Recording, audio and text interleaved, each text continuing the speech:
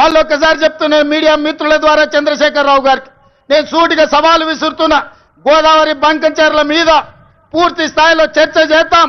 రేవంత్ రెడ్డి గారి ప్రెజెంటేషన్ ఇంతకుముందు మేము అందరం కూడా కూర్చొని చూస్తూ ఉన్నాం. రేవంత్ రెడ్డి గారు దాంట్లో ఒక మాట అన్నాడు, మీరు దమ్ముంటే అసెంబ్లీకి స్పీకర్ గారికి ఒక లెటర్ రాయండి, నేను అసెంబ్లీ పెడతాను. రేవంత్ రెడ్డి గారు, మీ సవాల్ని బీఆర్ఎస్ పార్టీ పక్షాన మేము స్వీకరిస్తూ ఉన్నాం. నీకు దమ్ముంటే నువ్వు మొగోన్వే అయితే వచ్చే సోమవారం రోజు అసెంబ్లీ సెషన్స్ నువ్వు పెట్టు. మా పార్టీ పక్షాన హరీష్ రావు గారు ప్రజెంటేషన్ ఇస్తారు.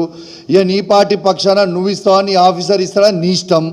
నీకు దమ్ముంటే సోమవారం పెట్టు.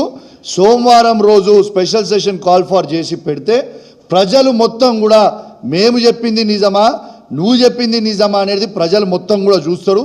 ఈ లంగ డ్రామాలు చేసి తెలంగాణ రైతాంగాన్ని దయచేసి ఇబ్బంది పెట్టొద్దు. మన తెలంగాణ నీళ్ళని ఆంధ్రాకి ఇచ్చిపెట్టొద్దు. నీకు దమ్ముంటే, మళ్ళీ చెప్తాను, ఈ సవాల్ని స్వీకరించడం. నీకు దమ్ముంటే సోమవారం రోజు సెషన్ పెట్టు. మా హరీష్ రావు గారు మా పార్టీ పక్షాన మాట్లాడతారు.